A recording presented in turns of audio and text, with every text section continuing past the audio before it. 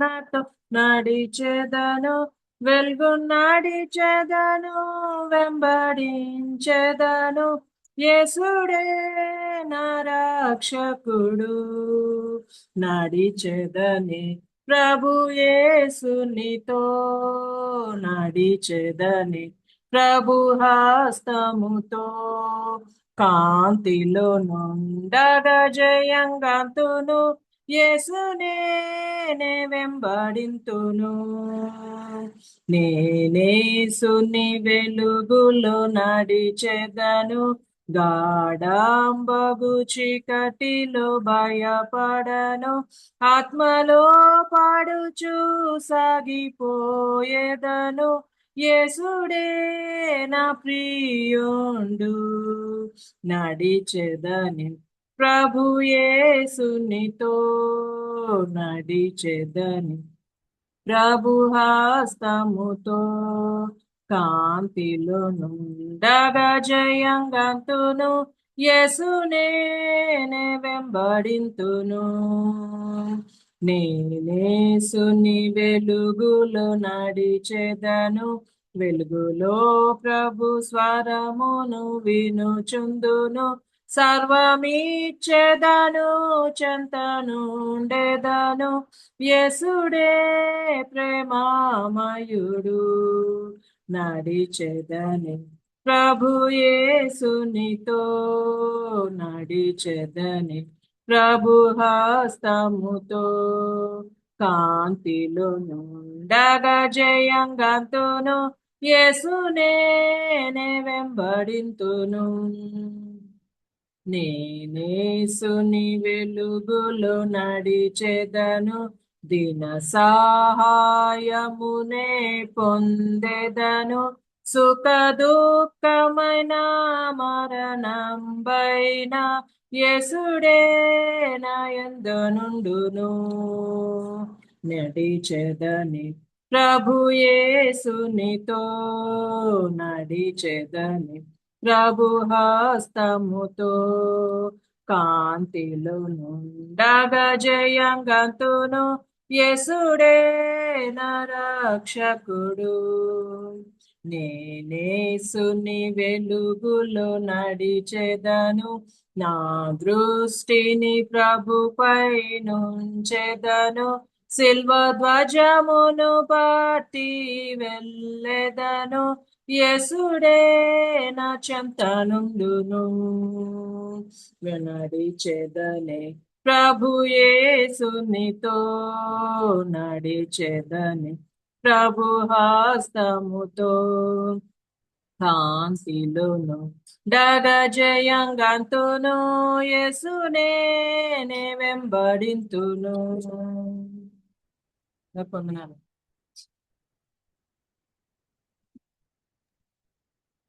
వందనాలు సిస్టర్. చక్కటి పాట పాడి వినిపించిన సిస్టర్ సారా గారికి జూమ్ వారి తరపున వందనాలు తెలియజేస్తున్నానండి. అలాగే జూమ్ లో 2-3 సార్లు వాక్యం పంచుకున్నారు సిస్టర్ గారు, అందరికీ సుపరిచితమే కాబట్టి ఇప్పుడు కూడా మన మధ్యలో వాక్యాన్ని మరొకసారి పంచుకుంటున్నారు సిస్టర్. వాక్యాన్ని వందనాలండి. మన వాక్య ధ్యానంలో ఈరోజు ఒకటో రాజుల గ్రంథం 20వ అధ్యాయము 13వ వచనం అండి. 1వ రాజుల గ్రంథం 20వ అధ్యాయము 13వ వచనము. ప్రవక్త అయిన ఒకడు ఇశ్రాయేలు రాజైన ఆహాబు నొద్దకు వచ్చి అతనితో ఇట్లనెను, యెహోవా సెలవుచ్చినదేమనగా, ఈ గొప్ప దండంతయు నీవు చూచితివే, నేను యెహోవానని నీవు గ్రహించినట్లు నేడు దానిని నీ చేతికి అప్పగించెదను. అలాగే 23వ వచనం అండి, అదే అధ్యాయము 23వ వచనము.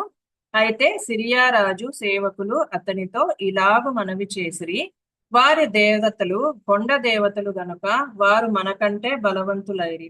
అయితే మనము మైదానమందు వారితో యుద్ధము చేసిన ఎడల నిశ్చయముగా వారిని గెలుచుదుము. అలానే 28వ వచనం అండి. అప్పుడు దైవజనుడైన ఒకడు వచ్చి ఇశ్రాయేలు రాజుతో ఇట్లనెను, యెహోవా సెలవిచ్చినదేమనగా, సిరియనులు యెహోవా కొండలకు దేవుడే గాని లోయలకు దేవుడు కాడని అనుకొందురు. అయితే నేను యెహోవానై ఉన్నానని మీరు తెలుసుకొనున్నట్లు ఈ గొప్ప సమూహమంతయు నీ చేతికి అప్పగించెదను. చదవబడిన వాక్యాన్ని దేవుడు దీవించిందాక చిన్న ప్రార్థన చేస్తున్నామండి. ప్రేంగల తండ్రి, దయగల మా ప్రభా, ఈ సాయంత్రకాల సమయంలో పాసం చేతికి ఇచ్చిన భాగ్యం బట్టి వేలాది స్తోత్రాలు చెల్లించుకుంటున్నాం నాయన. ధవలవర్ణుడ, రత్నవర్ణుడ, 10,000 అతి కాంక్షణీయుడైన దేవ, నీకే స్తోత్రాలు చెల్లించుకుంటున్నాం నాయన. ఆది అంతమైన దేవుడవు నాయన, నిన్న నేడు ఏకరీతిగా ఉన్నవాడవు నాయన, మీకే వేలాది స్తోత్రాలు చెల్లించుకుంటున్నాం నాయన. శాశ్వత ప్రేమతో ప్రేమించుచు నాయన మమ్మల్ని విడవక ఎడల మా ఎడల కృప చూపుతున్న దేవుడవు నాయన, మీకే స్తోత్రాలు చెల్లించుకుంటున్నాం నాయన. మాకు ఇచ్చిన ఈ ఉచితమైన రక్షణ భాగ్యానికై వేలాది స్తోత్రాలు చెల్లించుకుంటున్నాం నాయన. మరొక్కసారి నాయన తండ్రి ఈ సమయాన్ని వాడుకుంటున్నందుకు మీకు వేలాది స్తోత్రాలు చెల్లించుకుంటున్నాం నాయన. చదవబడిన వాక్యాన్ని దీవించండి నాయన. దేవా నాయన, నా మాటలు కాదు కానీ నీ మాటలు నాయన నా నోటిలో ఉంచుమని వేడుకుంటున్నాం నాయన. మీకు బూరగా మమ్మల్ని నన్ను వాడుకోండి నాయన. తండ్రి అవును దేవా, నా జీవితంలోనైనా మీరు ఏవి నాతో మాట్లాడారో నాయన, అవి తండ్రి కేవలం అవే తండ్రి బిడ్డలతో పంచుకోలేలాగా సహాయం అనుగ్రహించండి నాయన. జ్ఞానం లేని దానను నాయన తండ్రి, మాట లేని దానను నాయన మీరే సహాయం అనుగ్రహించండి నాయన. నాయన తండ్రి, మీరే కృప చూపించమని కొద్ది ప్రార్థన మా ప్రభువైన యేసుక్రీస్తు పేట అతి బతిమాలి దీనంగా అడిగి వేడుకుంటున్నాం తండ్రి. ఆమేన్. ఆమేన్. ఇక్కడ మనం చూసుకున్నట్లయితే 1వ రాజుల గ్రంథంలో మనం చదవబడిన వాక్యము, ఒక ప్రవక్త ఒకడు ఇశ్రాయేలు రాజైన ఆహాబు నొద్దకు వచ్చి అతనితో ఇట్లనెను. ఏమని చెప్తున్నాడు? యెహోవా సెలవిచ్చినదేమనగా, ఈ గొప్ప దండంతయు నీవు చూచితివే, నేను యెహోవానని నీవు గ్రహించున్నట్లు నేడు దానిని నీ చేతికి అప్పగించెదను. ఇక్కడ మనము మూడు భాగాల్లో మనం చూసినట్లయితే, ఇక్కడ ప్రవక్త వచ్చి ఆహాబుతో చెప్తున్నాడు. తర్వాత సిరియన్లు వారి దేవతలు కొండ దేవతలు గనుక వారు మనకంటే బలవంతులైరి, అయితే మనము మైదానమందు వారితో యుద్ధము చేసిన ఎడల నిశ్చయముగా వారిని గెలవవచ్చును అనే ఒక వాక్య ధ్యానం చదువుకున్నాము. తర్వాత దేవుడు ఎలా సమాధానం ఇచ్చినాడు అనేది చూసాం కదా. సరే, ఇదంతా చూసుకునే ముందు మనం ఒక చిన్న సమ్మరీగా మనం చూసుకుందామండి. ఇక్కడ ఏం జరుగుతుంది, ఎందుకు మరి ఈ ప్రవక్త ఇలా చెప్పాడు, తర్వాత ఎందుకు దేవుడు ఇలా మాట్లాడాడు అనేది మనము కొద్దిగా చూసుకుందాము. ఇక్కడ మనం చూసుకున్నట్లయితే ముందు సలోమోను రాజు కాలంలో దేవుడు కదా, సలోమోను రాజు కాలంలో దేవుడు ఏం చేశాడంటే, సలోమోను చేసిన మరి దేవునికి విరోధంగా చేసిన కార్యాల వల్ల దేవునికి అయిష్టంగా అన్య దేవతను పూజించుట కారణం వల్ల ఆయన ఏం చేశాడు, దేవుడు ఏం చెప్తాడు సలోమోనికి 1వ రాజుల గ్రంథం 11వ అధ్యాయము 10-11లో మనం చూడగలుగుతాము. అక్కడ ఏం చెప్తారంటే, నీ తర్వాత దేశము రాజ్యం ఎలా 2 భాగాలుగా డివైడ్ అవుతుంది అని దేవుడు చెప్తాడనమాట సలోమోనికి. నీ పాలనలో కాదు కానీ నీ కుమారుడు పాలనలో అలా జరుగుతుందని చెప్తాడనమాట. చెప్పినప్పుడు అప్పుడు తర్వాత రెహోబోము కాలంలో ఏమైతుంది, 2 రాజ్యాలుగా డివైడ్ అవుతుంది కదా. ఉత్తర రాజ్యం ఇజ్రాయెల్ రాజ్యంగా డివైడ్ అవుతుంది, దక్షిణంలో యూదా రాజ్యంగా డివైడ్ అవుతుంది కదా. ఇజ్రాయెల్ కి షమ్రోను క్యాపిటల్ అయితే, కింద యూదా రాజ్యానికి యెరూషలేము క్యాపిటల్ గా ఉన్నట్లుగా చూస్తున్నాం. పైన 10 క్లాన్స్ అంటే 10 గోత్రాలతో ఇస్రాయేల్ ఏర్పడుతుంది, కింద 2 గోత్రాలతో యూదా గోత్రము, తర్వాత బెన్యామీను గోత్రంతో మనకి కింద యూదా రాజ్యము ఏర్పడుతుంది. ఎందుకు దేవుడు డివైడ్ చేశారండి? ఇది మనం ఇందాకే చెప్పుకున్నాం కదా, దేవుని మాటలు కదా, ఏదైతే దేవుడు కట్టడలు ఇచ్చాడో, అన్య దేవతలను పూజించద్దు, నేనే నిజమైన దేవుడు, నన్నే పూజించండి అని ఏవైతే చెప్పారో వాళ్ళు వినకపోవటం వల్లనే కదా ఇలా దేవుడు ఇలా వాళ్ళని రాజ్యాలుగా డివైడ్ చేశారు. అయినప్పటికీ కూడా వాళ్ళు దేవుని మాటలు వినకుండా కదా, పైన దేశమైనా కూడా ఇజ్రాయెల్ రాజ్యమైనా కూడా యూదా రాజ్యం అయినా కూడా చాలా మట్టుకు రాజులంతా వికెడ్ కింగ్స్ కదా, ఈవిల్ కింగ్స్ కదా. దేవుడు ఏదైతే అన్ని దేవతలను పూజించద్దు అన్నాడో అదే వారు చేసుకుంటూ వచ్చారు కదా. ఇస్రాయెల్లో చూస్తే ఏ ఒక్క రాజు కూడా మంచి రాజు కాడనమాట. యూదా రాజ్యంలో అయితే అట్లీస్ట్ ఒక 5-6 రాజులన్నా, ఆసా అయినా, యెహోషాపాత్ అయినా, జోషియా అన్న లేకపోతే హిజ్కియా అన్న ఇట్లా రాజులు మంచి మంచి రాజులు ఉన్నారు కానీ యూదా రాజ్యంలో, ఇస్రాయేల్ రాజ్యంలో అయితే ఏ రాజు కూడా మంచి రాజుగా మనకు కనపడటం లేదు. కాబట్టి దేవుడు ప్రతిసారి వాళ్ళని హెచ్చరిస్తా వచ్చాడు అనమాట. ప్రతి ఒక్కొక్కరు ఒక ముగ్గురిని కదా మనం చూసినట్లయితే కొంతమంది రాజ్యాన్ని వాళ్ళ మీదకి పంపిస్తున్నట్టుగా వాళ్ళకి ఒక జడ్జిమెంట్ ఇదానికి లేదంటే వాళ్ళని పనిష్మెంట్ కింద 3 రాజ్యాలను ఎప్పుడు పంపిస్తున్నట్టుగా మనం చూస్తాం కదా. దాంట్లో సిరియా దేశం ఒకటి, తర్వాత అషూరు, తర్వాత బబులోను రాజ్యం. ఈ 3 రాజ్యాలు ఎప్పుడు వాళ్ళ మీద యుద్ధాలు చేస్తున్నట్టుగా మనం చూడగలుగుతాం. ఇక్కడ మనం చూస్తుండేది ఏమంటే ఇస్రాయేలు రాజు అయిన ఆహాబు. ఈ ఆహాబు అనే ఆయన చాలా వికెడ్ కింగ్ కదా. అందరికన్నా చాలా దుర్మార్గమైన రాజు కదా ఈ ఆహాబు రాజు. ఇక్కడ ఆహాబు రాజు గురించి రాస్తున్న సంగతులు అన్నమాట. ఇక్కడ ఏమైతుందంటే 20వ వచనంలో 20వ అధ్యాయంలో మనం చూసినట్లయితే ఇక్కడ సిరియా రాజు ఏం చేస్తాడంటే బెన్హదదు 32 రాజులతో కలిసి ఇక్కడ మనం షోమ్రోను ముట్టడి వేసి దాని మీద యుద్ధము చేయాలని వస్తాడనమాట. యుద్ధము చేసెను. అతడు పట్టణమందున్న ఇజ్రాయేలు రాజైన ఆహాబు యొద్దకు దూతల్ని పంపి నీ రాజ్యంలో నీ భార్యలు, తర్వాత నీ పిల్లలు, నీకు కావాల్సిందంతా నాదే అని వర్తమానం పంపిస్తాడనమాట సేవకులతో.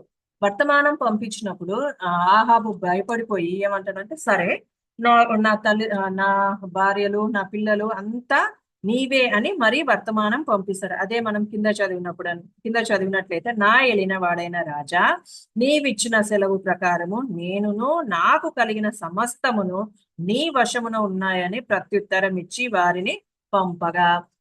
ఫస్ట్ సారి బెన్హదదు పంపించిన మరి ఆ సేవకులతో ఆహాబు ఇలా అని చెప్తాడు. చెప్పిన తర్వాత మరీ బెన్హదదు ఏం చేస్తాడంటే మరీ సేవకుల్ని పంపిస్తాడు. ఇప్పుడు ఇంకా పెద్ద డిమాండ్ పెడతాడు బెన్హదదు. ఏమని పెడతాడు అది మనము 5వ వచనంలో చూసినట్లయితే, నీవు నీ వెండిని, నీ బంగారమును, నీ భార్యలను, నీ పిల్లలను నాకు అప్పగింపవలెనని నేను నీ యొద్దకు నా సేవకులను పంపి ఉన్నాను. రేపు ఈ వేళకు వారు నీ ఇంటికి, నీ సేవకుల ఇండ్లకు పరిశోధించుదురు.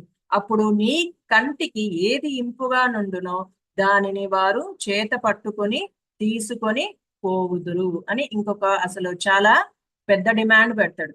ఇంత పెద్ద ఇది పెట్టినప్పుడు ఆహాబు రాజుకి కొంచెం ఫస్ట్ అయితే ఒప్పుకున్నాడు, కానీ సరే నేను ఇస్తానన్నాడు. కానీ తర్వాత ఏం చేశాడంటే ఆ దేశపు పెద్దలందరినీ పిలిచి, 7వ వచనంలో చూసినట్టయితే దేశపు పెద్దలందరినీ పిలిచి ఇలా అంటున్నాడు బెన్హదదు, మరి మనం ఏం చేయాలి అని వాళ్ళతో అడ్వైజ్ అడిగినప్పుడు ఆ పెద్దలు ఏం చెప్తారంటే, కనుక అతడు మీరు రాజైన నాయలిన వాడు తెలియజెప్పవలసిన ఆయన వాళ్ళకి ఇస్తాడనమాట.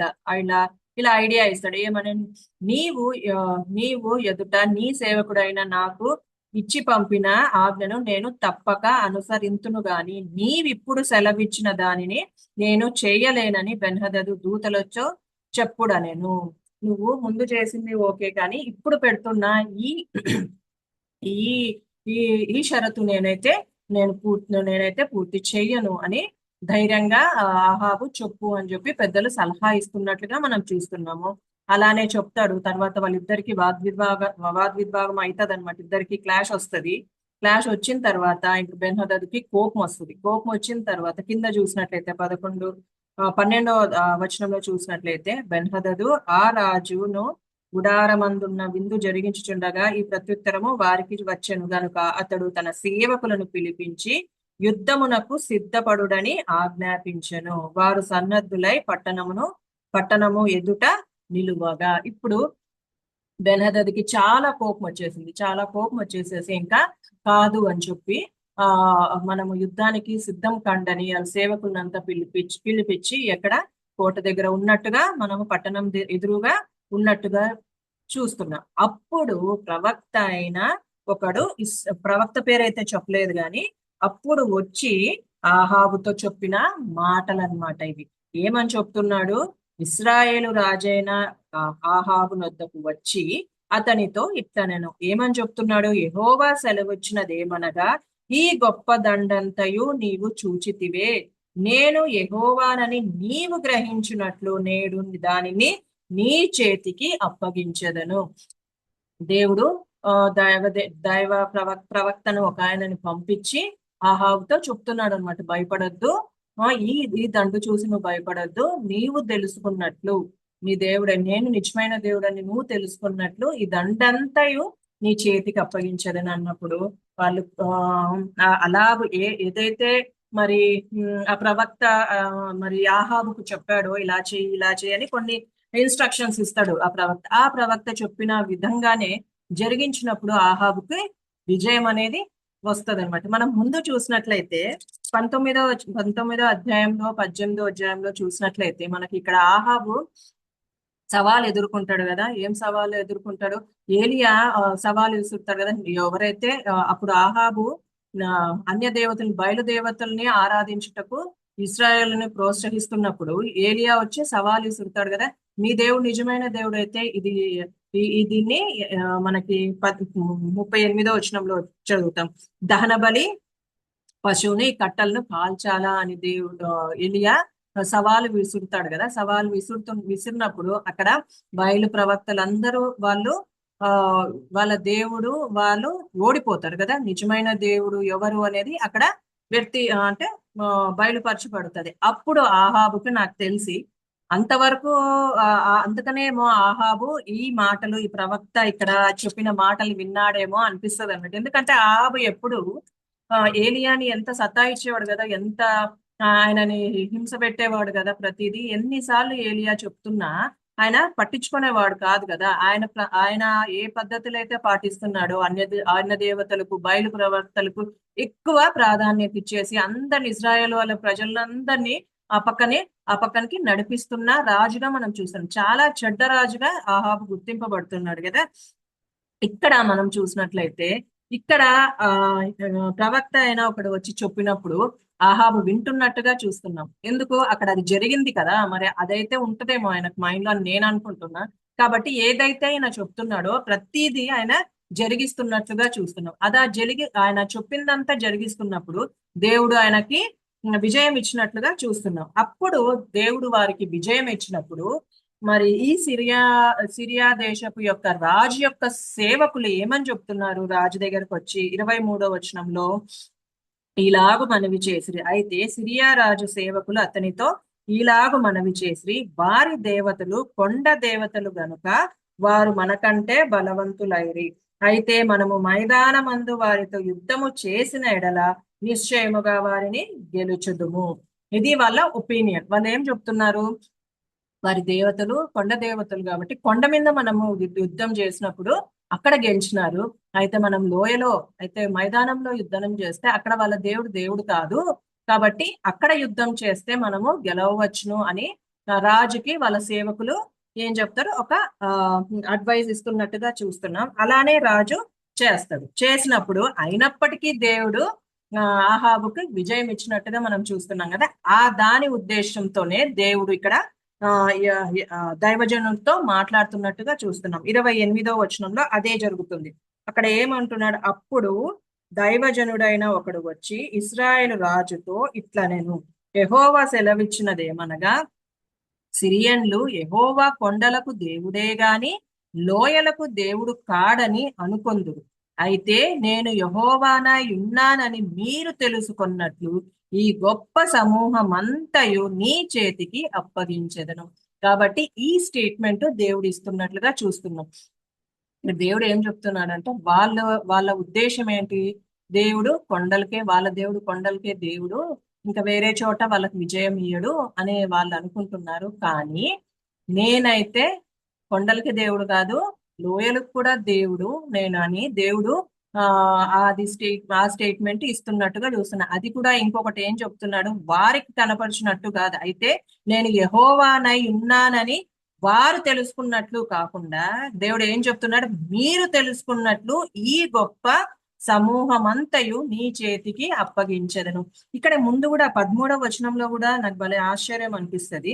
13వ వచనంలో కూడా ప్రవక్త అయి ఒకడు ఇశ్రాయేలు రాజైన ఆహాబు నొద్దకు వచ్చి అతనితో ఇట్టనే, యెహోవా సెలవిచ్చినదని ఈ గొప్ప దండంతయు నీవు చూచితివే, నేను యెహోవానని నీవు గ్రహించుకున్నట్లు. దేవుడు ఏం చెప్తున్నాడంటే, ఆహాబు రాజు చాలా చెడ్డ రాజు కదండి.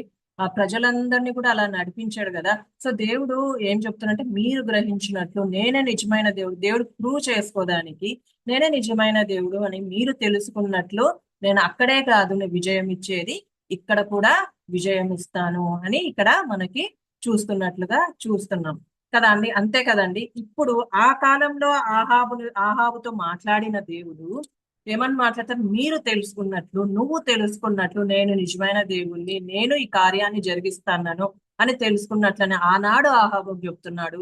ఈనాడు కూడా మనతో మాట్లాడుతున్న దేవుడు కదా. ఈనాడు అప్పుడు చూసినప్పుడు అంటే ఎందుకు దేవుడు ఆ స్టేట్మెంట్ ఇవ్వాల్సి వచ్చింది అంటే, అప్పుడు ఆ టైంలో వాళ్ళు అనుకున్నారేమో, అక్కడైతే ఒక ప్రదేశంలో చేస్తే అక్కడ దేవుడు ఇస్తాడేమో, ఇక్కడ చేస్తే దేవుడు ఇయ్యడేమో అని కదా. ఇప్పుడు అంతే కదండి. మన ఈ ఈ కాలంలో చూసుకున్నట్లయితే ఒక్కొక్క దానికి ఒక్కొక్క దేవుడు కదా. ఎగ్జాంపుల్ గా చదువుకి ఎవరు దేవుడు అన్నప్పుడు లక్ష్మి అంటారు, సరస్వతి అంటారు. మరి మరి డబ్బు రావాలంటే ఎవరిని పూజించాలంటే లక్ష్మిని అంటారు కదా. ఇంకొకరు మొన్ననే మా పనాయమతో ఏదో కొంచెం డిస్కషన్ వచ్చి దేవుని గురించి అట్లా డిస్కషన్ వచ్చి ఏదో మాట్లాడుతుంటే, మా ఇంటి దగ్గరే ఒక టెంపుల్ ఉంటుందండి. సంతోషమ్మ గుడినో ఏదో ఉంటది. ఇంకొక ముందుకు పోతే పోలమాంబ గుడి ఉంటుంది. ఇంకొక ఉమ్, ఇంకొక ఇంకొక స్ట్రీట్ ముందు పోతే కనకాంబ గుడినో ఏదో ఉంది. సో నేను అన్నాను ఆ పాపతో, ఇన్ని గుడులు తిరుగుతావు కదా, ఆమె ఏమిస్తుంది ఆమె ఏమిస్తుంది అని నేను జస్ట్ నేను తమాషకి అడిగినాను. అడిగితే ఆమె ఏమంటదంటే ఇదే చెప్తుంది అనమాట. అమ్మ, లక్ష్మి వచ్చి మనకి ధనం ఇస్తుంది, సరస్వతి వచ్చి చదువులు ఇస్తుంది, తర్వాత ఈమె ఇంకొక ఆయన సుబ్రహ్మణ్యం ఎవరో అంట, ఆయన వచ్చి సంతానం ఇస్తాడంట ప్రార్థన చేస్తే. ఈ సంతోషమ్మ వచ్చి అంటే సంతోషము సమాధానం ఇస్తుందంట. ఇంకొక ఆవిడ వచ్చి వర్షం ఇస్తుందంట. అట్లా అంటే అంటే అంటే నేను అన్నాను తమాషగా, ఈమె ఈమె మరి ఆ, ఈమె సంతానం ఇయ్యదా అన్న. లేదు, ఆమెను పూజిస్తేనే సంతానం ఇస్తుంది, ఈమెను పూజిస్తే సంతానం ఇయ్యదు. అది ఎట్లా అవుతుంది మరి, ఈమె ఎట్లా దేవుడు అవుతుంది ఒకటే ఇస్తే అంటే తను గమ్మున అయిపోయింది అనమాట. అయితే నేను అన్నాను, మరి మనం పుట్టినది 10 మంది కలిసి మన జన్మ ఎట్లా ఉంది, మన తండ్రి ఒకడే కదా, మన తల్లి ఒకటే తండ్రి అయినాడు ఒకడే, 10 మంది ఉండరు కదా తండ్రి. అలానే మరి ఇప్పుడు నీ కోరికలు, నీ ఆశలు, తర్వాత నువ్వు నిజంగా నమ్ముతున్నావో ఆ దేవుడు ఒక్కడే ఉండాలి కదా. మరి ఇంతమంది దేవతలను మీరు ఎట్లా చేస్తారు అంటే, అమ్మ మాకు అది పూర్వకాలం నుండి ముందు నుండి అట్లా వచ్చిందమ్మా ఆచారం. అట్లా ఇప్పుడు కూడా నాకు అదే భలే ఆశ్చర్యం అనిపిస్తుంది కదా. ఆనాడు దేవుడు ఎంత కష్టపడుకొని చెప్తున్నాడు, నేనే నిజమైన దేవుణ్ణి చూడండి, నేను మీ చేతికి అప్పగిస్తున్నానని ఎంత ప్రాధేయపడుతున్నాడు కదా ఆహాబుతో కదా. ఎంత ఆహాబు దేవుణ్ణి కాదు అని బయలుదేవతల్ని పూజించినప్పటికీ దేవుడు ఇక్కడ ఏం చేస్తున్నాడు అంటే, నేనే నిజమైన దేవుని, నన్ను నమ్మండి అని ప్రూవ్ చేసుకున్నట్టుగా ఉంటుంది కదా. మనం కూడా చూసినట్లయితే అట్లా అన్నమాట. ఒక చిన్న ఇన్సిడెంట్ అన్నమాట.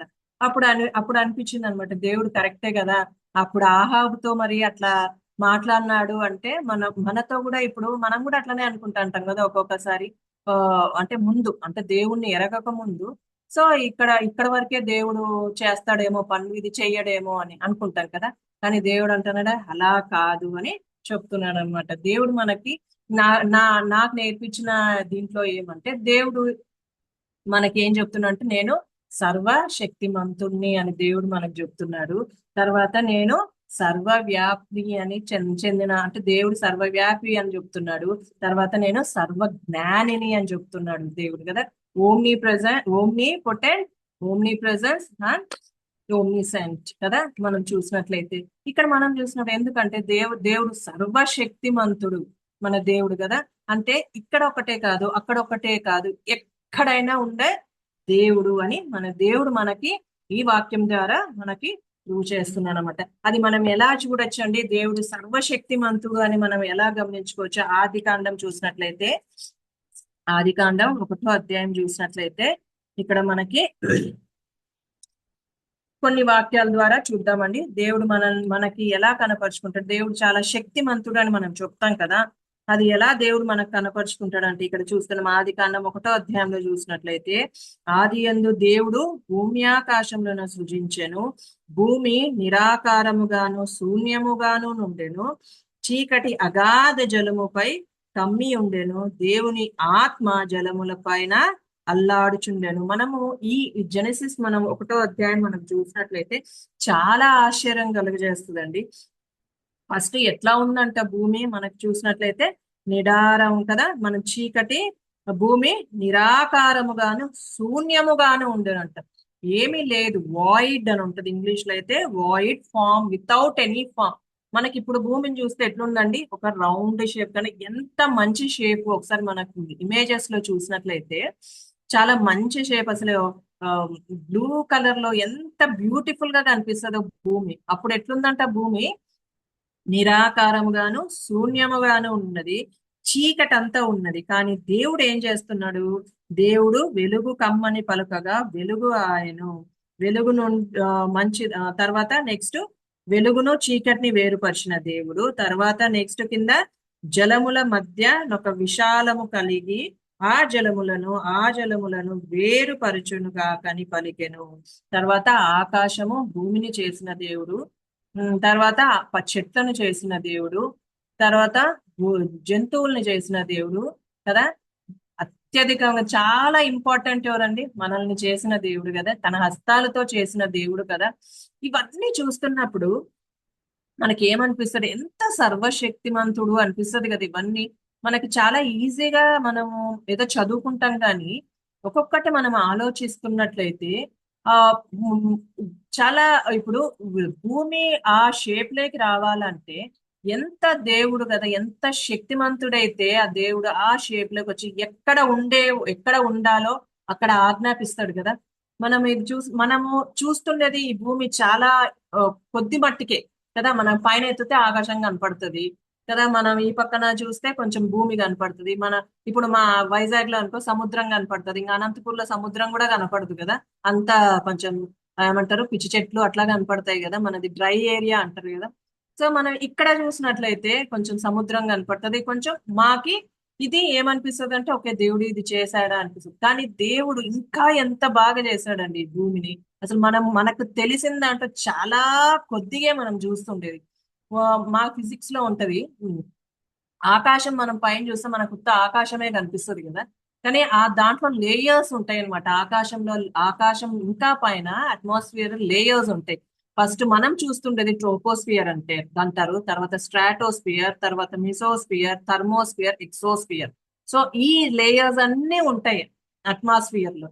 మనం చూస్తుండే మట్టుకు ఆకాశము, పక్షులు ఎగురుతున్నాయి ఇక్కడి వరకే చూస్తాము, కానీ అన్ని లేయర్స్ ఉంటాయి. ఆ లేయర్స్ పైన ఇంకా ఏంటిది, చంద్రుడు, తర్వాత చాలా ప్లానెట్స్ కదా, ఇవన్నీ ఉంటాయి ఈ ఎక్సోస్ఫియర్ లోనే అన్నమాట. ఈ అంటారు మనకి శాటిలైట్స్ ఇవన్నీ ఉంటాయి. తర్వాత ఆ పైన చూసినప్పుడు గెలాక్సీస్ కదా, పాలపుంతలు అంటారు. గెలాక్సీస్, నక్షత్ర మండలాలు ఉంటాయి. ఏంటండి ఇవన్నీ, మనకి ఏమన్నా అసలు అవగాహన ఉందే చెప్పి. ఇవన్నీ చూస్తుంటే మిట్రాయిడ్స్ అంటారు, మిట్రాయిడ్స్ పడుతున్నాయి అంటారు. ఎక్కడ కూడా ఏది కూడా దేవుడు కదా, ఎక్కడ ఏది అవి ఒక్కసారి మెట్రాయిడ్స్ పన్నాయంటే ఇక భూమి నాశనం అయిపోతుందని. కానీ ఎక్కడ ఏది చేయకుండా ఎంత ప్రణాళికతో దేవుడు పెడుతున్నాడు కదా. మనం అనుకుంటాం మన జ్ఞానం ఎంత పాటిదండి, ఏమీ లేదు మన జ్ఞానం. కానీ దేవుడు అంత శక్తిమంతుడు. ఎట్లా చేసిన ఒక్కొక్కసారి నాకే ఆలోచిస్తే ఎట్లా చేశాడు ఇవన్నీ. ఒకసారి ఏదో డాక్యుమెంటరీ చూస్తున్నప్పుడు ఏంటిది ఇది అసలు, మన జ్ఞానం ఏముంది, ఇది ఏమీ లేదే, దేవుడు ఎంత చక్కగా ఇవన్నిటిని ఎక్కడ ఉండే నక్షత్రాలు అక్కడ ఉండాలి, ఎక్కడ సూర్యుడు ఎక్కడ ఉండాలో అక్కడే ఉండాలి, చంద్రుడు ఎక్కడ ఉండాలో అక్కడే ఉండాలి కదా. మన భూమి ఎలా తిరగాలో దేవుడు నిర్ణయించాడు కదా. ఒక్కసారి దాని పాత్రను చేంజ్ అయితే భూమి ఎలా నాశనం అయిపోతామండి మనము కదా. కానీ దేవుడు ప్రణాళిక కదా, ఎంత శక్తిమంతుడు అయితే అవన్నీ ఎంత కంట్రోల్లో పెడతాడు కదా దేవుడు, ఎంత కంట్రోల్లో పెట్టుకున్నట్టు కదా. సో చాలా మందికి మనం అనిపిస్తుంది దేవుడు ఎంత శక్తిమంతుడు, చాలా మంది ఇది తెలుసుకోలేకపోతున్నారు కదా. మనం చూసినట్లయితే మన అర్థమెటిక్స్ 2లో సైంటిస్టులు వెళ్ళారు కదండి. చాలా మంది సైంటిస్టులు అన్నమాట. చాలా నాస్తికవాదులు ఉంటారు కదా, దేవుడు అంటే నమ్మరు, సైన్స్ నే ఎక్కువ నమ్ముతారు. కానీ ఎప్పుడైతే వారు ఆ స్పేస్ ని అంతా అదంతా చుట్టుకొని వచ్చినారో, చాలా మంది సైంటిస్టులు అంట దేవుని వైపు తిరిగిన సైంటిస్టులు ఉన్నారంటండి. నేను చాలా ఒక రెండు ఇద్దరు ముగ్గురిని చదివాను వాళ్ళ జీవితాలు. ఒక ఆయన చూస్తే జేమ్స్ ఇర్విన్ అని, ఆయన అపోలో 15 నాసా పంపించిన అపోలో 15 స్పేస్ షటిల్ లో 8th పర్సన్ అంటే మూన్ మీద వాక్ చేసిన ఆయన. ఆయన ఆయన ఆయన స్టోరీ చదువుతున్న ఆయన చెప్పిన ఆయన బయోగ్రఫీ ఉంటది కదా, ఆయన ఆటోబయోగ్రఫీ ఆయన చదివినప్పుడు ఆయన అంటున్నాడు, 10th క్లాస్ వరకు ఆయన చాలా దేవుని, వాళ్ళ మమ్మీ వాళ్ళు ఆయనని సండే స్కూల్ కైనా చాలా భక్తిలో ఉండేవాడు అనమాట. 10th తర్వాత ఎప్పుడైతే ఆ, ఇంటర్ కి వచ్చేసి ఇంజనీరింగ్ అట్లా వచ్చేసాడో, దేవుడంటే భక్తి, దేవుడంటే భయం పోయిందంటే, ఆ ఫెయిత్ నుండి పక్కకు తొలగిపోయి సైన్సే, సైన్స్ లేనిదే ఇక్కడ ఇది లేదు, దేవుడు అనే ఆయన ఉంటే మీరు కల్పించుకున్న ఇది అనుకున్నాడంట ఆయన. ఆయన ఎప్పుడు నమ్మేవాడు కాదంట దేవుణ్ణి. అయితే ఎప్పుడైతే ఆయన ఆ స్పేస్ షటిల్ లో ఆ లూనార్ మిషన్ కి వెళ్ళాడో, అక్కడ ఆయన చూసి, ఆయన వచ్చిన తర్వాత ఆయన దేవుడు నిజమైన దేవుడు, బైబిల్ అనేది నిజమైన గ్రంథం అని, నిజమైన దేవుడు రాసిన గ్రంథం అని ఆయన ఆ, ఆయన దేవుణ్ణి ఒప్పుకున్నాడంట. నేను చాలా తప్పు చేశాను అని ఆయన ఒక స్టేట్మెంట్ ఇచ్చాడు. Jesus walked on the earth is more important than man walked on the moon. Jesus walked on the earth is more important than man walked on the moon. ఏమర్థం అంటే, మనుష్యుడు చంద్రుని మీద నడుచుట కంటే యేసుక్రీస్తు ఈ భూమి మీద నడచటం చాలా ప్రాధాన్యత కలిగి ఉంది అని చెప్తున్నాడు అనమాట ఆయన. చెప్పి ఆయన వైఫ్ కూడా ఒక సాక్ష్యం ఇస్తుంది అనమాట.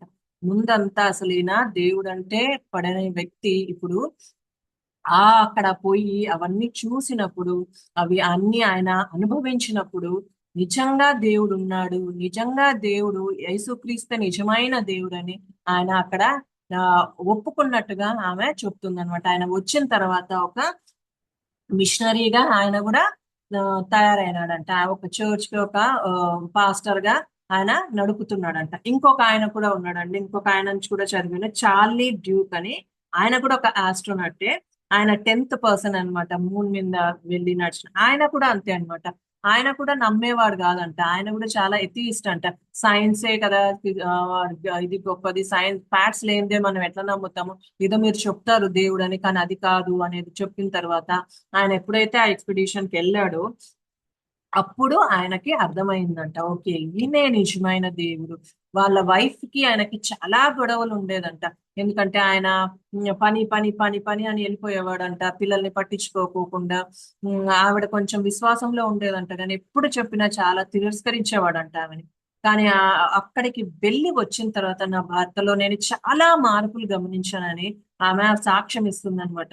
ఎంతో మార్పులు, నా బిడ్డల పట్ల ఒక మంచి తండ్రిగా ఉంటున్నాడు, తర్వాత నా పట్ల ఎంతో బాధ్యత కలిగిన భర్తగా ఉంటున్నాడు, చాలా మృదువైన స్వభావం కలిగిన వ్యక్తి అని ఎంత స్టేట్మెంట్ ఇచ్చిందంటే ఆమె. అప్పుడు అనిపిస్తుంది, దేవుడు హృదయాల్ని మార్చే దేవుడు కదా. ఆయన అయితే అక్కడికి వెళ్ళి, నాకు ఎప్పుడు అదే అనిపిస్తుంది, వాళ్ళైతే అక్కడికి వెళ్ళి విశ్వసిస్తున్నారు, మనమైతే దేవుడు చెప్పినారు కదా, చూచి చూచి నమ్ముడు వారి కంటే అని చెప్తాడు కదా దేవుడు. సో మనం ఎంత శ్రేష్ఠులం అబ్బా, మనం ఏం చూడలే కానీ అది ఏమి ఎక్స్పెక్ట్ చేయలేదు. కానీ దేవుణ్ణి నిజంగా అంటే మనము ఆ ఎంత ఆరాధిస్తున్నాం కదా, ఎంత దేవుడు అంటే మనం ఎంత విశ్వసిస్తున్నాం కదా చూడకుండా అని నాకు ఎంతో ఆశ్చర్యం అనిపించింది అనమాట. సో మనం ఇవన్నీ చూస్తున్నప్పుడు మన అప్పుడు ఈయన అదే అన్నమాట, ఆ దేవుడు ఆ మేము అక్కడికి వెళ్ళి అవన్నీ చూస్తున్నప్పుడు, ఆ సృష్టిని చూస్తున్నప్పుడు, అక్కడ ఏమి ఉండదండి. వాళ్ళు అక్కడికి వెళ్ళి వాళ్ళు దిగినప్పుడు అక్కడ ఏమంటారు, ఆ ఏమి కానీ గాలి వెలుతురు ఏమీ లేదు కదా. మనకి బైబిల్లో ఒక్కటే కదా చెప్పింది, భూమే కదా లైఫ్ ని ఆ అంటే లైఫ్ కి ఆధారం భూమే, ఇంకెక్కడ లైఫ్ లేదు. ఇక్కడ ఏదో పోయి ఇది చేస్తున్నారు కానీ, వెళ్ళి ప్రతి అక్కడికి వెళ్ళి ఆ ఏమంటారు ఇదే నిజమైన ఇది అని చేస్తున్నారు. కానీ దేవుడు మనకేం చెప్తున్నాడు, అక్కడెక్కడో ఏలియన్స్ ఉన్నారు కదా, చాలా మంది ఇప్పుడు మాస్ ని చూడాలని చెప్పేసి ఎంతో ప్రయాసపడుతున్నారు కదా. అక్కడికి వెళ్ళి అక్కడ ఏముందో నిజమైన ఇవి ఉన్నాయేమో, ఏమంటారు, అక్కడ ఏలియన్స్ ఉన్నారేమో, మనుషులు ఉన్నారేమో అని ఏదో ఏదో ఏదో ఏదో సాధించాలని అక్కడికి ఇక్కడికి ఇక్కడికి ప్రతి ఒక్క ప్లానెట్ కి పంపించాలని ఎంతో ఆశపడుతున్నారు కదా ఈ మధ్య జనాలు. ఇక్కడ వ్యామోగములు, కానీ అక్కడ వాళ్ళు తెలుసుకుంటున్నది ఏమి, మార్క్స్ పంపించారు కానీ ఏం తెలుసుకుంటున్నారు, అక్కడ ఏమీ లేదు. అంత వాయువే, మనకి ఉండే ఆస్కారమే లేదు. మనిషి అనేవాడు ఉండే ఆస్కారమే లేదు. అంతా అక్కడ విషవాయువు, అక్కడ మనము పీల్చుకునే గాలి కూడా లేదనమాట.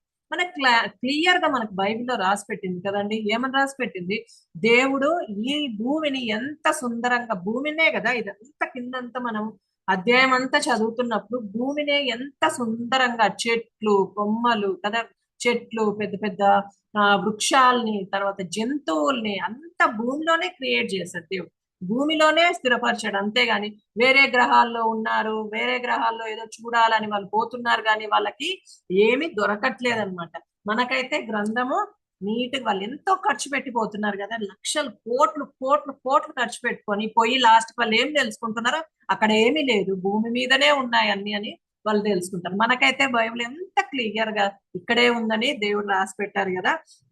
ఇంకా మరి చూద్దామండి, యెషయా గ్రంథం 42వ అధ్యాయము. యెషయా గ్రంథం 42వ అధ్యాయంలో చూసినట్లయితే ఎవరైనా చదువుతారండి? 42:5. యెషయా గ్రంథం 42వ అధ్యాయము 5వ వచనం ఎవరైనా చదువుతారండి?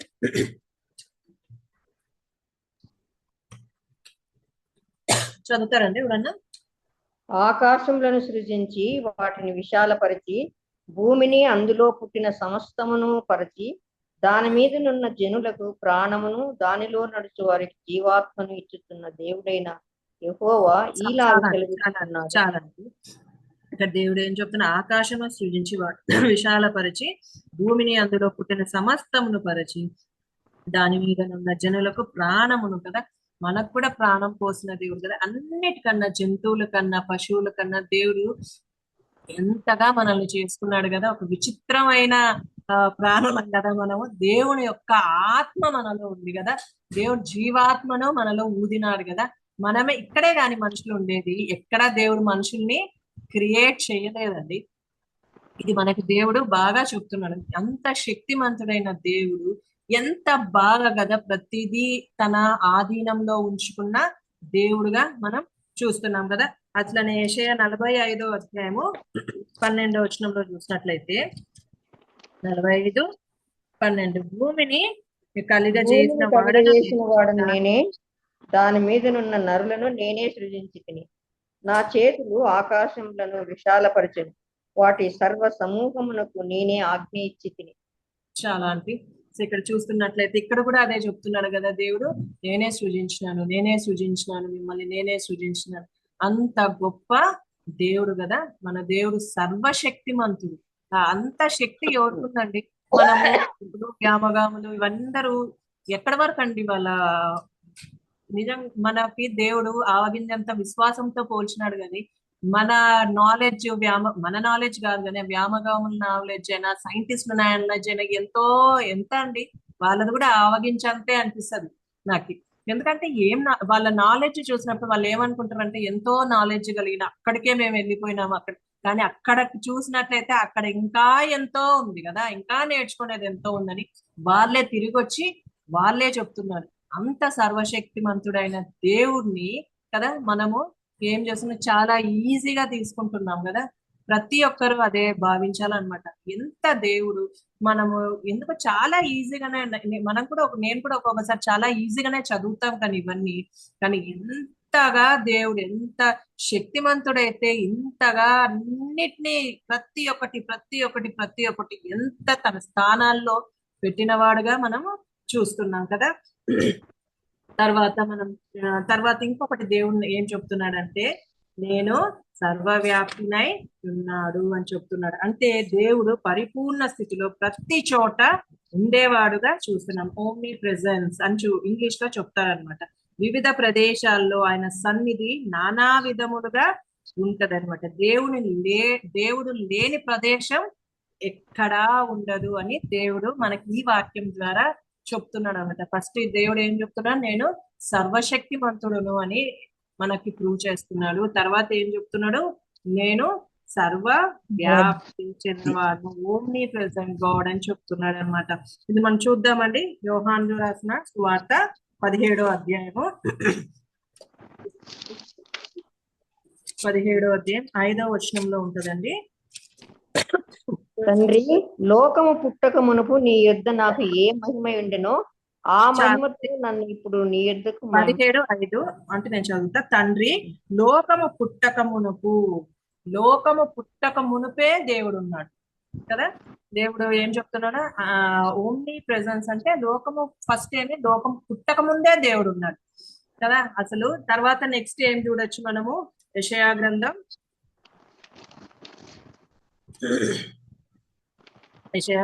6వ అధ్యాయము. ఇంకా ఎక్కడున్నాడు దేవుడు అని చూపిస్తున్నాడు. యెషయా గ్రంథం 6వ అధ్యాయము 1 నుండి మనము 3 వచనాలు చూసినట్లయితే చదువుతారండి. 6వ అధ్యాయము. రాజైన ఉజ్జియా మృతి నొందిన సంవత్సరమున అత్యున్నతమైన సింహాసనమందు ప్రభువు ఆసీనుడై ఉండగా నేను చూచితిని. ఆయన చొక్కాయి అంచులు దేవాలయంను నిండుకొనెను. ఆయనకు పైగా శరాపులు నిలిచియుండిరి. ఒక్కొక్కరికి 6 రెక్కలుండెను. ప్రతివాడు 2 రెక్కలతో తన ముఖమును, 2 తన కాళ్లను కప్పుకొనుచు 2 ఎగురుచుండెను. వారు, సైన్యములకు అధిపతియగు యెహోవా, పరిశుద్ధుడు పరిశుద్ధుడు పరిశుద్ధుడు, సర్వలోకము ఆయన మహిమతో నిండియున్నది అని గొప్ప స్వరముతో గాన ప్రతిగానములు చేయుచుండిరి. సిస్టర్, తర్వాత దానియేలు గ్రంథం 7వ అధ్యాయము 9-10 వచనాలండి. దానియేలు గ్రంథం 7వ అధ్యాయము 9-10 వచనాలు.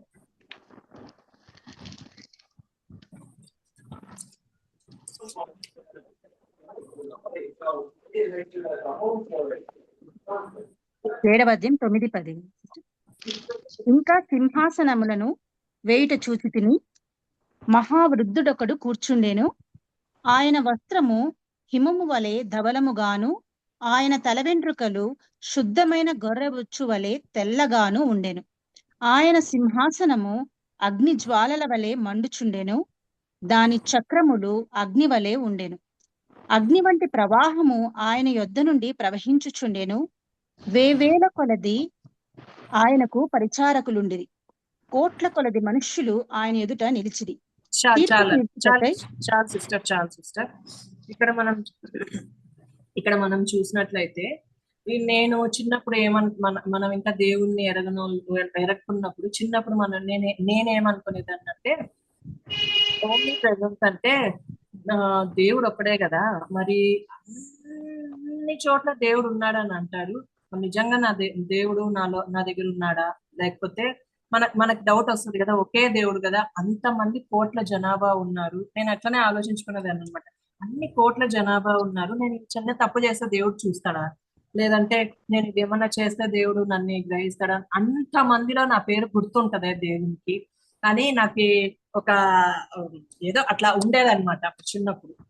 అప్పుడు మనకు కూడా ఒక్కొక్కసారి అనిపిస్తుంది కదా, అంటే దేవుడు ఎరక్క ముందు అట్లనే అనిపిస్తుంది కదా, నన్ను ఎందుకు గమనిస్తాడులే దేవుడు, ఇంతమంది కోట్ల జనాభా, ఎన్ని కాంటినెంట్స్ ఉన్నాయండి, అన్ని కాంటినెంట్స్ ఎన్ని కోట్ల ప్రజలు ఉన్నారు, ఎన్ని ట్రిలియన్స్ మంది ఉంటారు, కానీ ప్రతి ఒక్కరితో దేవుడు మాట్లాడగలుగుతాడా అనేది నాకుండే అనమాట అప్పుడు.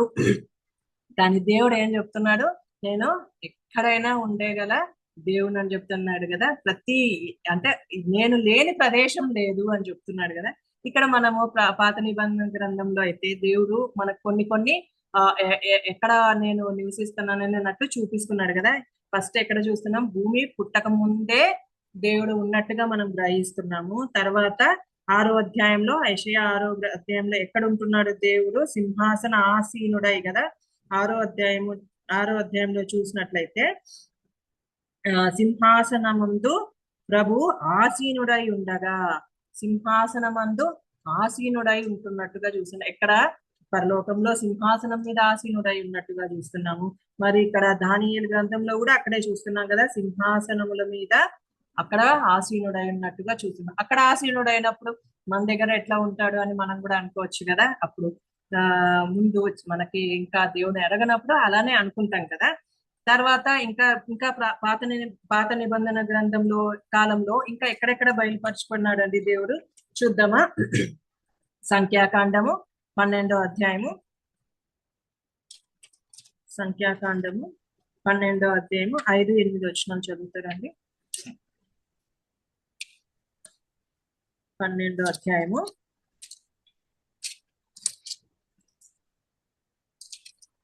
సంఖ్యాకాండం 12వ అధ్యాయము 5-6 వచనాలు నేను యెహోవా చదువుతున్నాను.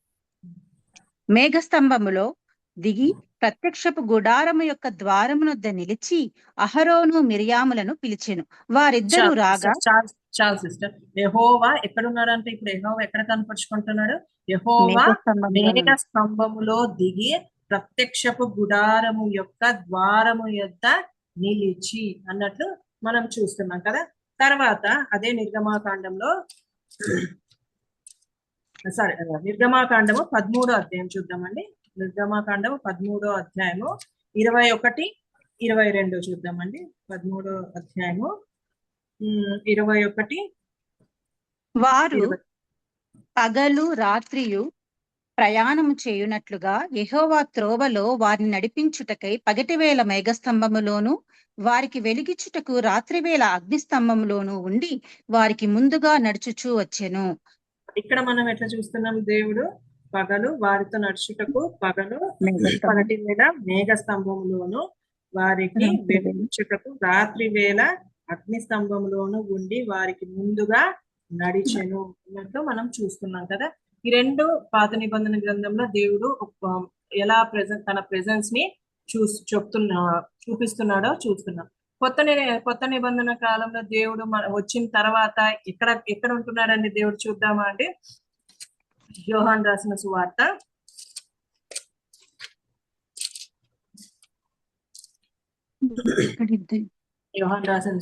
14వ అధ్యాయము 23వ వచనంలో మనం చూసినట్లయితే, యేసు ఒకడు నన్ను ప్రేమించిన ఎడల వాడు నా మాట గైకొనును, అప్పుడు నా తండ్రి వానిని ప్రేమించును, మేము వారి యొద్దకు వచ్చి వారి యొద్ద నివాసము చేతుము. తర్వాత 1 కొరింథీయులకు రాసిన పత్రిక 1 కొరింథియన్స్ 6వ అధ్యాయము 19వ వచనం చూద్దామండి. 6వ అధ్యాయము. మీ దేహము దేవుని వలన మీకు అనుగ్రహింపబడి మీలోనున్న పరిశుద్ధాత్మకు ఆలయమై ఉన్నదని మీరు దేవుని మహిమ. చాలు సిస్టర్. 1 కొరింథియన్స్ అదే కొరింథీయులకు రాసిన మొదటి పత్రిక 3వ అధ్యాయము 16-17 చూద్దామండి. మీరు దేవునికి ఆలయం ఉన్నారనియు దేవుని ఆత్మ మీలో నివసించుచున్నారని మీరు ఎరుగరా. ఇప్పుడు ఎక్కడ ఉన్నాడని దేవుడు? మనలో కదా, మనలో ఆత్మరూపుడై మనలో ఉంటున్నాడు కదా. ప్రతి ఒక్కరిలో ఉంటాడు. ఎవరైతే దేవుడు నిజమైన దేవుని ప్రేమిస్తున్నాడో కదా, మనం ఇక్కడ మనకి యోహాను రాసిన సువార్తలో మనం చూస్తున్నాం కదా. 14వ అధ్యాయము 23వ వచనంలో మనం చూస్తున్నాం కదా. ఎవరైతే దేవుణ్ణి యేసు ఒకడు నన్ను ప్రేమించిన ఎడల వాడు నా మాట గైకొనును. దేవుని ప్రేమించినప్పుడు దేవుని మాట గైకొను, అప్పుడు నా తండ్రి వానిని ప్రేమించును, మేము వాని యొద్దకు వచ్చి వాని యొద్ద నివాసము చేసేదము. ఎప్పుడైతే దేవుణ్ణి మనము నిజమైన సొంత రక్షకునిగా దేవుని రక్తమందు కడగబడిన బిడ్డలుగా ఎప్పుడైతే మనము దేవుణ్ణి అంగీకరిస్తామో అప్పుడు దేవుడు ఆత్మ మనలో ఉంటున్నట్టుగా చూస్తున్నాం కదా. తండ్రి కుమార పరిశుద్ధాత్మ మనలో ఉంటున్నట్టుగా చూస్తున్నాము. దేవుణ్ణి ప్రేమిస్తున్నాము అంటే దేవుడు ఏదైతే మన ఎడలా చూపించినాడో, దేవుడు ఏది చేయకూడదు కదా. కొన్ని చెప్తాడు కదా, ఇవి చేయకూడదు నన్ను దేవుని ఆయాస పెట్టే కార్యాలు ఏవి చేయకూడదు నన్ను అంటే దేవుని ప్రేమిస్తున్నట్టే కదా. ఇప్పుడు మన తల్లిదండ్రులకి కష్టం, ఇది చెయ్యొద్దు అన్నప్పుడు తల్లిదండ్రులు ఎంత ప్రేమిస్తారు కదండి మనల్ని, ఎంత ఇష్టపడతారు కదా. అయ్యో నా బిడ్డ నా మాట వింటుంది అని. దేవుడు కూడా అంతనే కదా. మనమైతే ఎప్పుడైతే దేవుణ్ణి మనం ప్రేమిస్తామో బాగా, అంటే ఏదైతే దేవుడు చెప్పాడో అది చేస్తామో ఆయన మన హృదయంలో ఆత్మ ద్వారా మన హృదయంలో నివసిస్తారు. ఇప్పుడు ఒకరు కాదు కదా, ప్రతి ఒక్కరు కదా, ఎవరైతే కదా, ఎవరైతే దేవుణ్ణి నిజంగా దేవుణ్ణి తన పాపాలను ఒప్పుకుంటారో ఖచ్చితంగా వారి హృదయంలోకి దేవుడు ఆత్మ వస్తుంది. స్పిరిట్ వచ్చిన తర్వాత వారిని గైడ్ చేసేదానిగా ఉంటది కదా. మన కాన్సైన్స్ అనేది మనకి హెచ్చరిస్తా ఉంటది కదా. ఆ స్పిరిట్ దేవుడి యొక్క ఆత్మ, నువ్వు ఇది తప్పు చేస్తున్నావు కదా. ప్రతి ఒక్క ఆ హృదయాల్లో దేవుడు ఆత్మను నింపుతున్నట్టుగా మనం చూస్తున్నాం. ఇది కదా మనకిచ్చిన నిరీక్షణ. అక్కడైతే దేవుడు వారి వారి వారి వారి దీని ద్వారా మన పాత నిబంధన గ్రంథంలో చూసినట్టయితే మేఘ స్తంభంలోను అగ్ని స్తంభంలోను కదా, ఇంకొక చోట మోషే పొదల్లో మాట్లాడతాడు కదా దేవుడు. తర్వాత కొన్ని చోట్ల అలా మాట్లాడతాడు. కానీ దేవుడు ఇప్పుడు మన మనతోనే మాట్లాడతాడు కదా. మనలోనే ఉంటున్నాడు, మన దగ్గరే ఉంటున్నాడు కదా దేవుడు. ఎంత ఒక్కొక్కసారి అనిపిస్తుంది, ఎంత ఆశ్చర్యం అనిపిస్తుంది కదా. మనతోనే మనం ఏం చేస్తున్నామో ప్రతిదీ దేవుడికి తెలుసు కదా. కాబట్టి మనం ఇక్కడ ఉంటే ఇక్కడ ఉంటాడు దేవుడు, మనం ఇంకొక చోటకి పోతే అక్కడికి వస్తాడు, ఇంకొక చోటకి వెళ్తే అక్కడికి, ఎందుకంటే మనతోనే ఉంటాడు కాబట్టి మనతోనే తిరుగుతాడు కదా. కాబట్టి ఓమ్ని నిన్నే జోక్ అంటున్నానండి. సో దేవుడు ఓమ్ని ప్రెజెంట్, ఇక్కడ కాదు అక్కడ కాదు, ఎక్కడైనా ఉండే దేవుడు ఇప్పుడు అని మనము చూడగలుగుతాం. అదే చూద్దామండి కీర్తనలు, సామ్స్ చూద్దామండి. కీర్తనలు రాసిన గ్రంథం 139వ కీర్తన చూద్దామండి. 139, సామ్ 139, 7 to 10 verse అండి. ఇక్కడ మనం చూసినట్లయితే, నీ ఆత్మ యొద్ద నుండి నేను ఎక్కడికి పోవుదును, నీ సన్నిధి నుండి నేను ఎక్కడికి పారిపోవుదును. నేను ఆకాశమునకు ఎక్కినను నీవు అక్కడ ఉన్నావు, నేను పాతాళమందు పండుకొనినను నీవు అక్కడ ఉన్నావు. నేను వేకువ చుక్క కట్టుకొని సముద్ర దిగంతములను నివసించినను అక్కడ నీ చేయి నన్ను నడిపించును, నీ కుడి చేయి నన్ను పట్టుకొను. ఎక్కడ పోయినా నువ్వు ఆకాశంకి ఎగిరిపోయినా, రెక్కలు కట్టుకుపోయినా నేను అక్కడ ఉంటున్నాను. నువ్వు ఆ జలముల్లో లోపల ఎక్కడో ఉంటున్నాను. ఎందుకంటే దేవుడు మనలో ఉంటున్న దేవుడు. మనం ఎక్కడికి పారిపోవాలన్నా ఎక్కడికి వెళ్ళలేం కదండి. దేవుడు మనకి ఆ నిరీక్షణ మనకి ఇస్తున్నాడు కదా. తర్వాత ఇర్మియా గ్రంథం 23వ అధ్యాయము, ఇర్మియా గ్రంథం 23వ అధ్యాయం 23-24 వచ్చినారండి. జెర్మియా 23. నేను సమీపమున నుండు దేవుడను మాత్రమేనా, దూరమున నుండి దేవుడను కానా? యెహోవా సెలవిచ్చిన మాట ఏదనగా, నాకు కనబడకుండా రహస్య స్థలములలో దాగగలవాడెవడైనా కలడా? నేను భూమ్యాకాశముల ఎందెంతటా ఉన్నవాడను కానా? ఇదే యెహోవా వాక్కు. సో దేవుడు ఏం చెప్తున్నాడు? నాకు కనబడని రహస్యమయమైన ఉన్నదా అని చెప్తున్నాడు. భూమి ఆకాశంలంతటా ఉన్నవాడను అని చెప్తున్నాడు. అక్కడైతే వాళ్ళు ఏమనుకున్నారు? సిరియా రాజు యొక్క సేవకులను ఏమనుకున్నాడు? ఇక్కడ పర్వతం మీద యుద్ధం చేస్తే వాళ్ళు గెలుస్తున్నారు, ఎందుకంటే వీళ్ళ దేవుడు ఇక్కడే దేవుడు, మైదానంలో చేస్తే గెలవరు, ఎందుకంటే అక్కడ వాళ్ళ దేవుడు కాదు అని వాళ్ళు అనుకున్నారు. కానీ దేవుడు ఏం చెప్తున్నాడు? అక్కడ నేను దేవుడు కాదు, ఇక్కడ నేను దేవుడు కాదు, ఎక్కడైనా నేను దేవుడను నేనే అని దేవుడు ప్రూవ్ చేసుకున్నట్టుగా మనం చూస్తున్నాం. కాబట్టి మనం కూడా మనకు అదొక కంఫర్ట్ అన్నమాట. మన బాధల్లో, మన దుఃఖాల్లో అయినా కూడా దేవుడు ప్రెజెన్స్ అనేది మనం ఒక్కొక్కసారి అనుకుంటాం కదా, దేవుని ప్రెజెన్స్ చాలా బాధలు అనిపించినప్పుడు ఉన్నాడా దేవుడను ఎక్కడో ఒకసారి ఒక చోటైనా మనకి తొలుకుతుంది. కానీ దేవుడు అంటున్నాడు, ఎక్కడా లేదు, ఎక్కడ నువ్వు ఉన్నా కూడా నేను ఉన్నాననే ధైర్యము, నిరీక్షణ దేవుడు మనకు ఇస్తున్నట్టుగా ఈ వాక్య ధ్యానంలో, ఈ వాక్య భాగంలో మనం చూస్తున్నాం. తర్వాత ఇంకొకటి దేవుడు ఏం చెప్తున్నానంటే, నేను సర్వజ్ఞాని అని చెప్తున్నాడు అనమాట. భూత భవిష్య వర్తమాన కాలంలో నేను ఉంటాను, నాకు అన్ని తెలుసు. భూతకాలం తెలుసు నాకు, భవిష్యత్తు కాలం, వర్తమాన కాలం తెలుసు, ఇప్పుడు ఏం జరుగుతుందో తెలుసు, రేపు పొద్దున ఏం జరగబోయేదో కూడా దేవుడు నాకు తెలుసు అని దేవుడు మనకి చూపిస్తున్నాడు అన్నమాట. చూద్దామండి మత్తయి రాసిన సువార్త 6వ అధ్యాయము 25 నుండి 32 వరకు మనం చూడగలుగుతాం కదండి. చదువుతారండి ఎవరన్నా?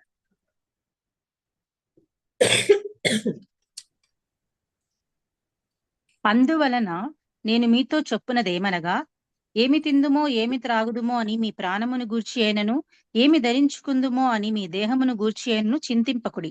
ఆహారం కంటే ప్రాణమును, వస్త్రము కంటే దేహమును గొప్పవి కావా? ఆకాశ పక్షులను చూడుడి, అవి విత్తవు, కోయవు, కోట్లలో కూర్చుకొనవు, అయినను మీ పరలోకపు తండ్రి వాటిని పోషించుచున్నాడు. మీరు వాటికంటే బహుశ్రేష్ఠులు కారా? మీలో నెవడు చింతించుట వలన తన ఎత్తు మూరెడెక్కువ చేసుకొనగలడు? వస్త్రములను గూర్చి మీరు చింతింపనేలా? అడవి పువ్వులు ఏలాగు ఎదుగుచున్నవో ఆలోచించుడి. అవి కష్టపడవు, వడకవు.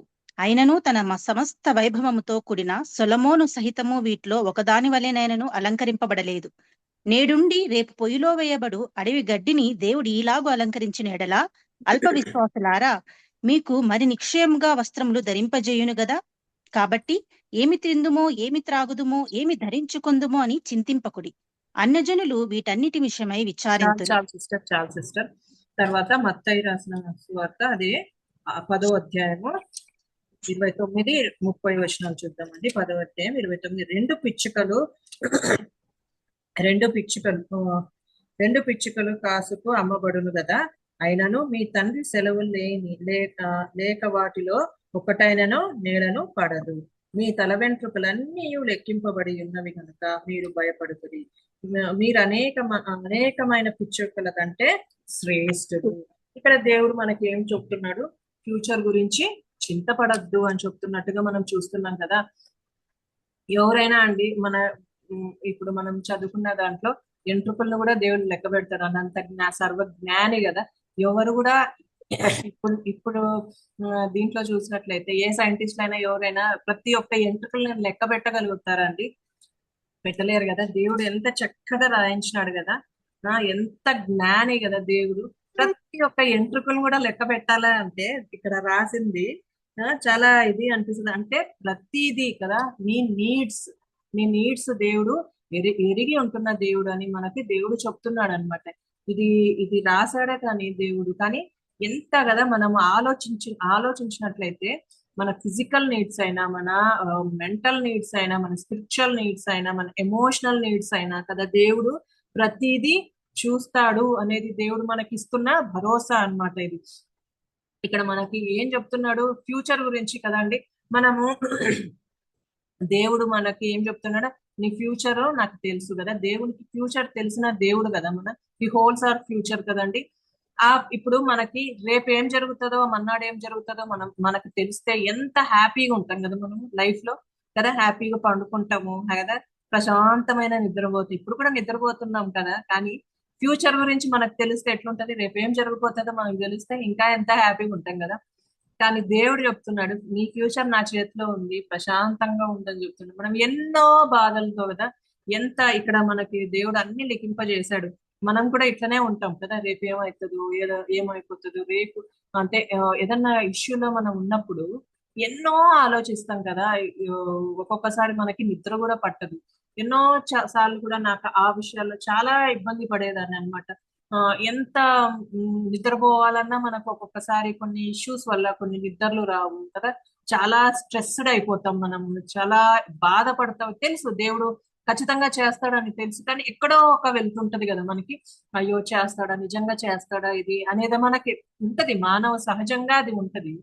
అప్పుడు దేవుడు మనకి ఇస్తున్న ఇదేమంటే ఎందుకు బాధపడతారు? దీంట్లో మనం చూస్తున్నాం కదా, ఆ ఫ్యూచర్ అంతా నా చేతిలో ఉంది కదా, ధైర్యంగా పడుకో అని చెప్తున్నాడు కదా దేవుడు. నాది చిన్న విషయంలో కూడా ఒకసారి అట్లా జరిగినప్పుడు మా హస్బెండ్ అయితే బాగా నిద్రపోతాడు.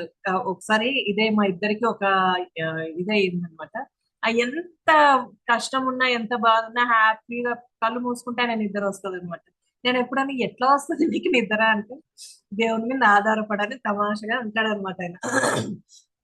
నేను ఇంకా దాన్ని అనేదాన్ని, నేను దేవుని మీద ఆధారపడనా, నేను పడతాను కదా అంటే, దేవుని మీద ఆధారపడితే ఆటోమేటిక్ గా నిద్ర అదంతకదే వస్తుంది.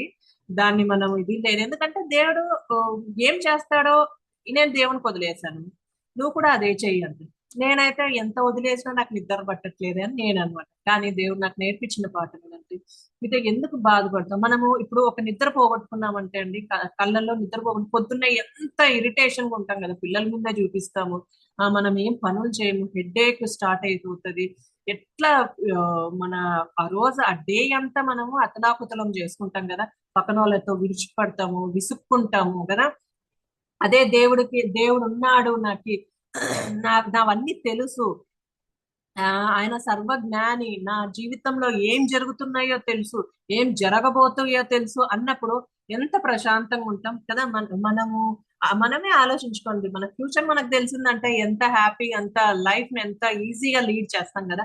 అలానే అన్నమాట దేవుడు నాకు నేర్పించిన పాఠం అంటే, నాకు అన్ని తెలుసు కదా, ఎందుకు బాధపడతావు, నువ్వెందుకు ఆ, నిద్ర పోగొట్టుకుంటావు అనే దేవుడు నాతో మాట్లాడినాడు అనమాట. అప్పుడు అనిపించింది కదా, ప్రతి ఒక్కటి దేవుడు, మనం ఇందాకే చూసాం కదా, సర్వశక్తి మంతుడైన, తర్వాత ఎక్కడ చూసినా దేవుడు ఉన్నాడు కదా, ఓమ్నిషియంట్ గాడ్ అయినా, ఎక్కడ ఓమ్ని ప్రెసెంట్ గాడ్ అయినా, ఎక్కడైనా ఉండగలిగే దేవుడు. ఇక్కడ మనం చూస్తే సర్వజ్ఞాని, ప్రతిదీ నీ జీవితంలో ఏది జరుగుతుందో తెలుసు, ఏది జరగబోతుందో తెలుసు కదా.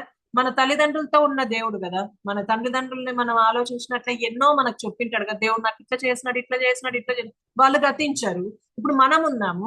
మన జీవితంలో ఏం చేస్తున్నాడో దేవుడు మనకి ఎన్నో చేస్తున్నాడు కదా మన జీవితంలో. ఇప్పుడు మనం మనం అనుభవిస్తున్నప్పుడు ఎన్నెన్ని కార్యాలు దేవుడు చేస్తుంది, అది మన బిడ్డలకి చెప్తాము. మన బిడ్డలు రేపొద్దున మనం లేకపోతే మనం గతించిపోతాము ఒక టైంలో.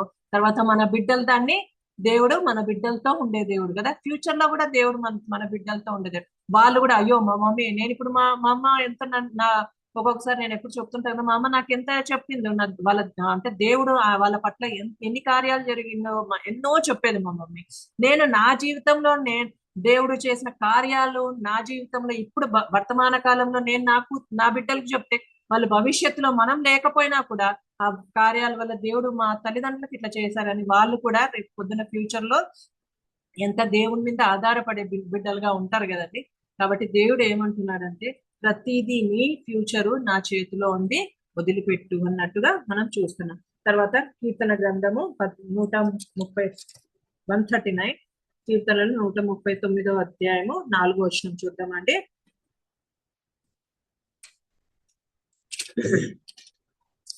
నాలుగో వచనం చూసినట్లయితే, యెహోవా మాట నా నాలుకకు రాకమునిపే అది నీకు పూర్తిగా తెలిసే ఉన్నది. ఇక్కడ మనం జాగ్రత్తగా గమనించుకోవాల్సిన విషయం కూడా అదే అనమాట.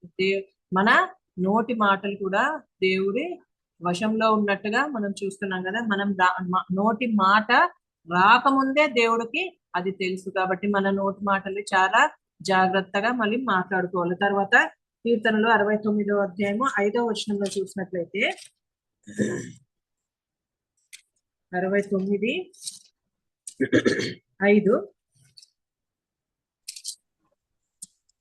దేవా, నా బుద్ధిహీనత నీకు తెలిసే ఉన్నది, నా అపరాధములు నీకు మరుగైనవి కావు.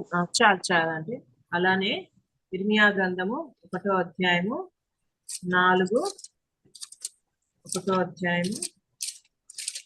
4-5 వచనాలండి. వెండి బంగారముల చేత పనివారు దానిని అలంకరింతురు, అది కదలకయుండినట్లు మేకులు పెట్టి సుత్తెలతో బిగగొట్టి దానిని ఎరుకుదురు. ఇర్మియా గ్రంథము 4:5 నేను చదువుతాను. యెహోవా వాక్కు నాకు ప్రత్యక్షంగా గర్భములో నేను నిన్ను రూపింపబడక మునిపే నేను ఎరిగి తిని, నీవు గర్భము నుండి బయలు పడక మునిపే నేను నిన్ను ప్రతిష్ఠించి తిని అని చూస్తున్నాం. తర్వాత 1వ రాజుల గ్రంథం 8వ అధ్యాయము 39వ వచనంలో మనం చూసినట్లయితే,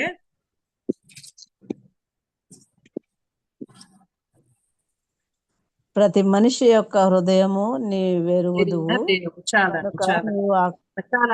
అండి. సో ఇప్పుడు మనం చూసినట్లయితే ఇక్కడ దేవుడు ఏమేమి చెప్తున్నాడు, ప్రతి ఒక్క హృదయంను దేవుడు 1వ రాజుల గ్రంథంలో ఏం చెప్తున్నాడు, ప్రతి ఒక్క హృదయమును ఎరిగిన దేవుడుగా చూస్తున్నాము. తర్వాత గర్భము నుండి నువ్వు రూపింపబడక మునుపే నువ్వు నాకు తెలుసు అని చెప్తున్నాడు కదా. దేవుడు ఎంత సర్వజ్ఞాని కదా, నీ ప్రతి హృదయం దేవుడు ఎరిగిన దేవుడు అన్నమాట. మన హృదయాల్లో ఎన్నో ఆలోచనలు ఉంటాయి కదా, ఎన్నో కొంతమందిని మనము బాధ పెడతాము, తర్వాత కొంతమందిని ఇష్టంగా మాట్లాడతాము కదా, ఎన్నో అవి కాదు, తర్వాత ఇంకో బాధలు ఎన్నో ఉంటాయి కదా. ఇవన్నీ దేవుడు హృదయాన్ని చూస్తున్న దేవుడు అని చెప్తున్నాడు.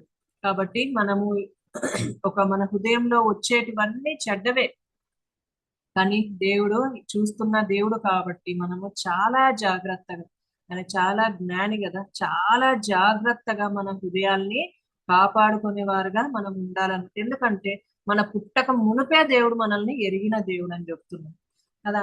ఆ, ఇప్పుడు కొన్ని కొన్ని ఆ, మనము ఇప్పుడు కొత్త పిల్లలు అల్ట్రాసౌండ్ సౌండ్ తో పిల్లల యొక్క ఆ ఇవి అంటే ఎలా బాగున్నాయి అవయవాలు అని చూడగలుగుతారే కానీ తర్వాత వచ్చేంత వరకు అది వాళ్ళకి తెలియదు కదా. ఇట్లా ఇట్లా ఇట్లా ఉందని వచ్చిన తర్వాత బాగుండకపోవచ్చు, పిల్లోడు బాగున్నా ఉండొచ్చు, బాగలేకుండా పోవచ్చు. కానీ దేవుడు ఏం చెప్తున్నా, గర్భంలో నువ్వు నిన్ను రూపింపబడక మునుపే అంటున్నాడు. ఇంకా నువ్వు గర్భంలో పడక మునుపే నాకు నువ్వు తెలుసు అంటున్న దేవుడు కదా. ఎంత జ్ఞాని కదండి. ఇంకా పుట్టక మునిపే, ఇంకా గర్భంలో ఫామ్ కాక మునిపే దేవుడు తెలుసు, మన గురించి తెలుసు అంట దేవుడికి. మన హృదయాలోచనలు తెలుసు అంట, మన మాటలు తెలుసు అంట, మనం ఏం మాట్లాడుతున్నామో తెలుసు అంట, మన ఫ్యూచర్ తెలుసు అంట. ఇంకా ఏం బాధండి, నాకు దేవుడు ఇదే మాట్లాడినాడు. అన్ని తెలుసు దేవుడిని, నీ సమస్తమునో తెలుసు, నువ్వు ఏం చేస్తున్నావో తెలుసు, నీ హృదయంలో ఏముందో తెలుసు, నీ మాట ఏమో తెలుసు, నీ చూపు ఏమో తెలుసు. ఇవన్నీ ఆలోచించుకుంటే ఎంత భయం వేస్తుంది కదా. దేవుడు ఇంకా మనము తప్పు చేయడానికి ఇంకా మనము ఆస్కారం లేకోకుండా ఉండాలి. ఎందుకంటే ప్రతిదీ నువ్వు ఎక్కడ పోతున్నావో తెలుసు అంటున్నాడు, నువ్వు ఎక్కడ దాక్కుంటున్నావో తెలుసు, అన్ని ఎక్కడ పోయినా నీకు తెలుసు అంటున్నాడు, నువ్వు పుట్టక ముందే నాకు తెలుసు అంటున్నాడు. కానీ ఎంత జ్ఞానవంతుడు కదా దేవుడు. సో అలాంటి జ్ఞానవంతుడైన దేవుడు మనకున్నప్పుడు మనం ఎంత జాగ్రత్తగా ఉండాలి కదా. దేవుడు అదే చెప్తున్నాడు అన్నమాట ఈ వాక్య భాగం ద్వారా. మన 1వ రాజుల గ్రంథంలో మనం చూసిన వాక్య భాగం ద్వారా మళ్ళీ చూద్దామా అండి. 20వ అధ్యాయము, 1వ రాజుల గ్రంథం 20వ అధ్యాయము 13వ వచనంలో చూసినట్లయితే, యెహోవా సెలవిచ్చినదేమనగా, ఈ గొప్ప దండంతయు నీవు చూచితివే, నేను యెహోవానని నీవు గ్రహించినట్టు నేడు దానిని నీ చేతికి అప్పగించదను. అక్కడ దండు, ఇక్కడ మనం మన జీవితాల్లో జరగబోతుండే పరిస్థితులను మనం ఇక్కడ పెట్టుకున్నప్పుడు, ఈ వాక్యంలో పెట్టుకున్నప్పుడు మనకి దేవుడు మనకిస్తున్న ధైర్యం ఏంటి, నీవు తెలుసుకున్నట్లు నేను దానిని నీ చేతికి అప్పగించదను అని చెప్తున్నాడు. తర్వాత ఇంకా ఏం చెప్తున్నాడు, 28వ వచనంలో కూడా చూసినట్లయితే దేవుడు, అయితే నేను యెహోవానై ఉన్నానని మీరు తెలుసుకున్నట్లు ఈ గొప్ప సమూహం అంతయు నీ చేతికి అప్పగించెదను. యెహోవా కొండలకు దేవుడే గాని కొండలకు దేవుడే గాని లోయలకు దేవుడు కాడని అనుకొందురు. అయితే కాబట్టి దేవుడు కూడా మనకి ఈ భరోసా ఇస్తున్నాడు.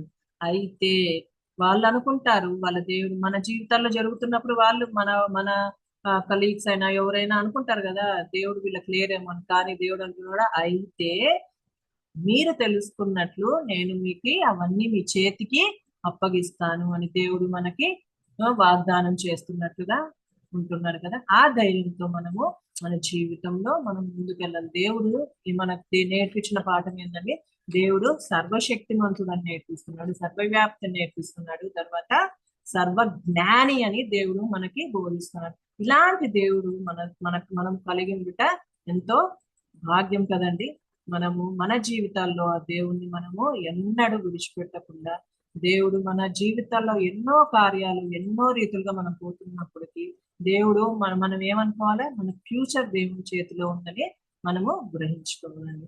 దేవుడి కొద్ది వాక్యాన్ని దీవించాలి. అందరితో ఉంటున్నాడు. వందనాలండి.